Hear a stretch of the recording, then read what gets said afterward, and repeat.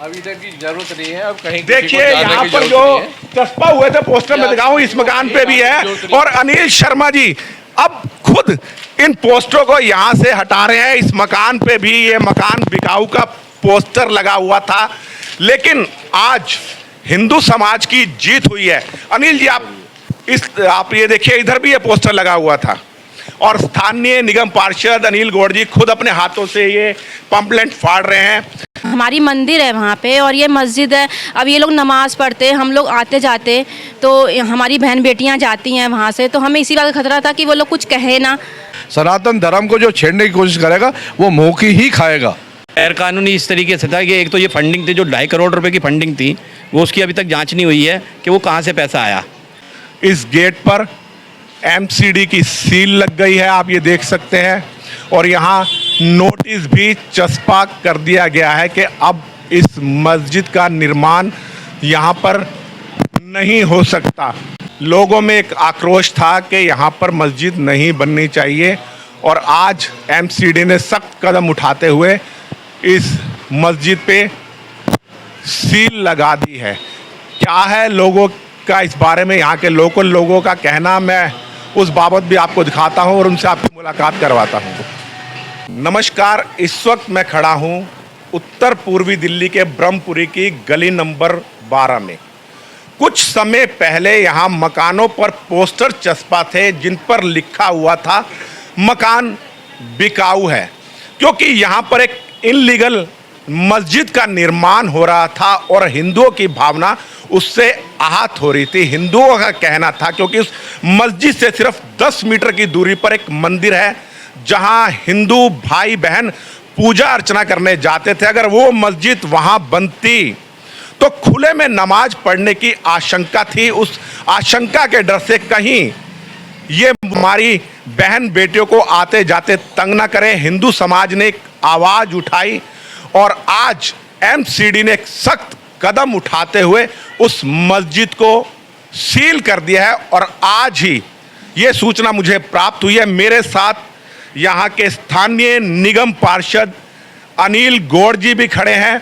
अनिल गौड़ जी, आप लोगों ने बहुत मेहनत करी और आज वहाँ मस्जिद पे जो था नोटिस चस्पा कर दिया गया है और वहाँ सील लग गई है, लेकिन अभी भी मैं देख रहा हूँ, आप इधर दिखाइए, इन मकानों पे ये बिकाऊ के पोस्टर लगे हुए हैं। शर्मा जी, ये किस लिए लगे हुए हैं ये बताइए। ये मैं अभी फाड़ रहा हूँ, अभी तक की जरूरत नहीं है। अब कहीं देखिए यहाँ पर जो चस्पा हुए थे पोस्टर में दिखाऊं, इस मकान पे भी है। और अनिल शर्मा जी अब खुद इन पोस्टरों को यहाँ से हटा रहे हैं। इस मकान पे भी, ये मकान बिकाऊ का पोस्टर लगा हुआ था, लेकिन आज हिंदू समाज की जीत हुई है। अनिल जी आप ये देखिए, इधर भी ये पोस्टर लगा हुआ था और स्थानीय निगम पार्षद अनिल गौड़ जी खुद अपने हाथों से ये पंपलेट फाड़ रहे हैं। अनिल शर्मा जी, जैसे आपको आज मालूम पड़ा कि आज ये सील लग गई है, तो आपको कितनी खुशी हो रही है? देखो, हमारा तो कोई कसूर था ही नहीं। ये आज से नहीं रह रहे सारे लोग। ये प्राचीन मंदिर है, यहाँ मोनी बाबा का मंदिर जी, और हनुमान मंदिर भी प्राचीन है। और ये कॉलोनी जब मंदिर बनाए थे तो ये कॉलोनी भी बसाई थी।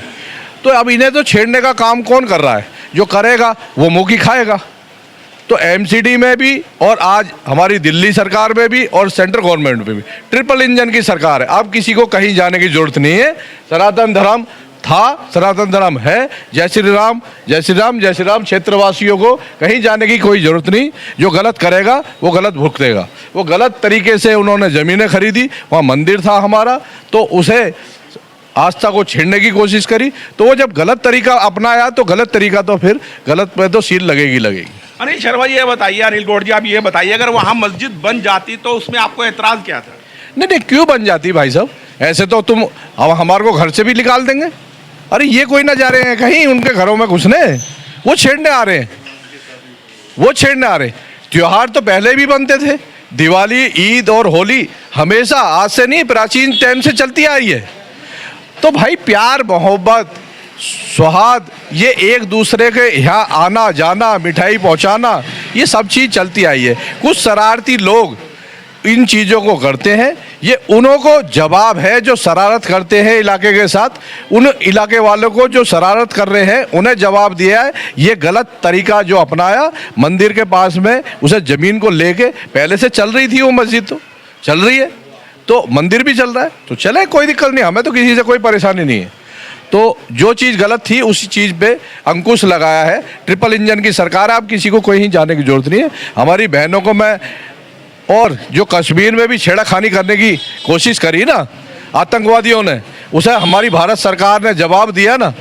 और सिंदूर को जो छेड़ने की कोशिश करेगा, सनातन धर्म को जो छेड़ने की कोशिश करेगा, वो मुँह की ही खाएगा।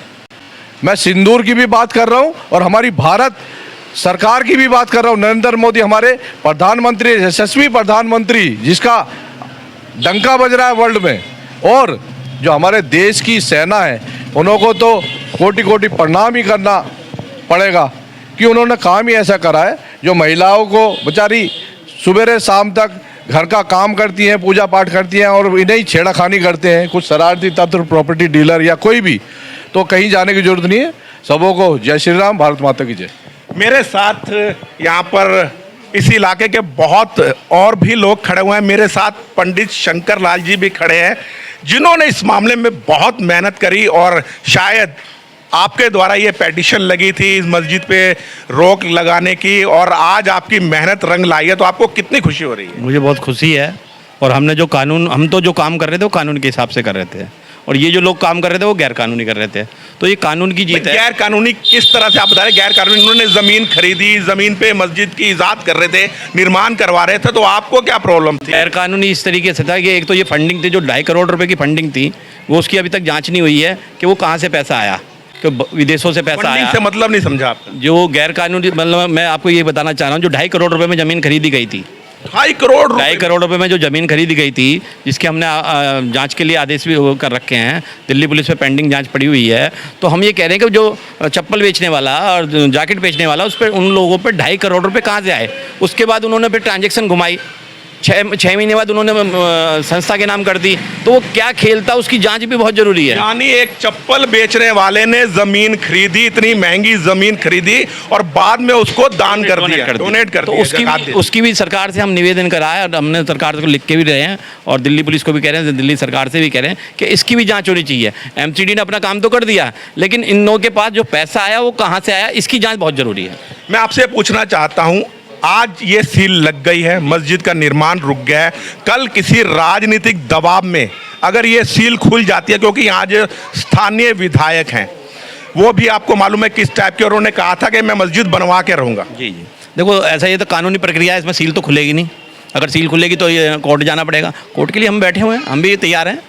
पर पहले वो फंडिंग जो कहाँ से पैसा आया, 2.5 करोड़ रुपए किसने कहाँ से लिया है, या विदेशों से आया, या इस्लामिक जो हमारी देश को में विरोधी ताकतें उन्होंने दिया, इसकी जांच बहुत ज़रूरी है। ये तो अभी एक एमसीडी का काम हुआ है, वो जांच बहुत ज़रूरी है। जी सर, आप क्या कहना चाहेंगे इस मामले में? देखिए, ये यहाँ की बात नहीं है, ये लगभग दिल्ली में ऐसा बहुत जगह चल रहा है। अवैध फंडिंग आ रही है, कहाँ से आ रही है, इसकी बिल्कुल जांच होनी चाहिए।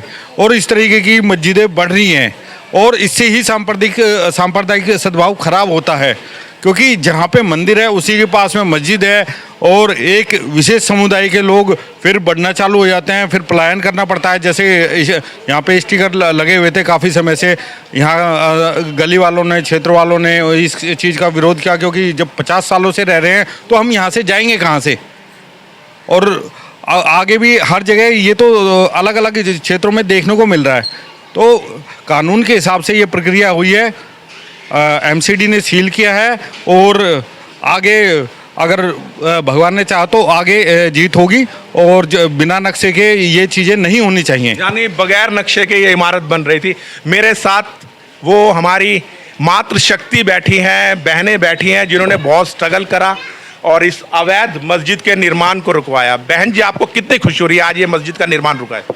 मेरे को इस बात की बहुत खुशी है, और मैं शंकर भाई साहब का और अनिल गौड़ भाई साहब का बहुत बहुत धन्यवाद करते हैं। हम लोग ज़्यादा कोशिश तो इन लोगों ने की है, हम तो बस इनके साथ में थे, बस पीछे इनके, और हमें इस बात की बहुत खुशी है। हम इनका बहुत बहुत धन्यवाद करते हैं। ये लोग अगर साथ देते रहेंगे तो हमारा काम भी इस तरह से। अब तो आप पलायन नहीं करेंगे यहाँ से? नहीं, अभी तो पलायन नहीं करेंगे। आप बताइए, अब तो पलायन की कोई स्थिति नहीं है। सर अभी तो हमने घर अभी बनाया है, अब कहाँ जाएंगे हम, ये बताओ। जी बहन जी, आप इस मामले में क्या कहेंगी कि आज जैसे सील लग गई है मस्जिद पे और उसका निर्माण रुक गया है, तो आपको कितनी खुशी हो रही है? हमें बहुत खुशी है कि यहाँ पे मस्जिद में सील लग चुकी है। हम बहुत खुश हैं क्योंकि यहाँ पे जो मोमडन हमारा जो मंदिर था और मस्जिद जो था वो 10 कदम की दूरी पे था। अब हमें बहुत खुशी है कि वहाँ पे सील लग चुकी है। अब हमें कोई खतरे वाली बात नहीं है। अब हमारे अनिल गौड़ भाई साहब खड़े हुए हैं और शंकर भाई साहब खड़े हुए हैं, तो हमें तो किसी बात की चिंता करने की ज़रूरत ही नहीं है कि वो हमारे साथ हैं। नहीं, आप कह रहे हैं खतरा, खतरा किस बात का था ये बताइए आप। खतरा यही था कि हमारी मंदिर है वहाँ पे और ये मस्जिद है। अब ये लोग नमाज़ पढ़ते, हम लोग आते जाते, तो हमारी बहन बेटियाँ जाती हैं वहाँ से, तो हमें इसी बात का खतरा था कि वो लोग कुछ कहे ना, ऑब्जेक्शन ना उठाएं, कुछ बोले ना। और हमारा वहाँ पे कीर्तन वगैरह भी होते हैं, तो वो लोग जाते हैं चप्पल पहन पहन के। तो हमें इस बात की खुशी है कि चलो वहाँ सील लग गई तो थोड़ा तो कुछ हुआ। जैसा कि हमारी बहन बता रही हैं, महिलाओं को डर था अगर वहाँ मस्जिद का निर्माण होता तो खुले में ये नमाज अता फरमाते हैं। मैं आज भी आपको दिखा सकता हूँ, शुक्रवार के दिन सीलमपुर मेन मार्केट को जाम कर दिया जाता है, सड़कों को अवरुद्ध करके वहाँ नमाज पढ़ी जाती है। और यही डर यहाँ के स्थानीय निवासियों का था, अगर यहाँ मस्जिद का निर्माण होता है तो उससे 10 मीटर की दूरी पर मंदिर था जहाँ बहन बेटियाँ पूजा अर्चना करने जाती थी। अगर वो वहाँ जाती तो ये रास्ता रोककर नमाज पढ़ते थे, मंदिर में कैसे चली जाती। और ये अवैध मस्जिद बन रही थी, इसका कोई नक्शा पास नहीं हुआ था। और बताया जा रहा है चप्पल बेचने वाले एक व्यक्ति ने ज़मीन को खरीदा और 6 महीने बाद ज़कात के रूप में इस ज़मीन को दान दे दिया। आखिर उस चप्पल वाले के पास इतना अवैध पैसा कहाँ से आया? अभी इस मामले में जांच चल रही है।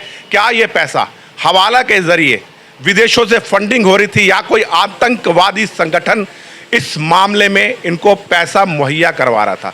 बस ज़्यादा नहीं कुछ कहूँगा। इसी के साथ मैं अपनी वाणी को विराम देता हूँ। मैं राजेश बसिन, संवाद नेशन के साथ, ब्रह्मपुरी की गली नंबर 12 से। जय हिंद, जय भारत।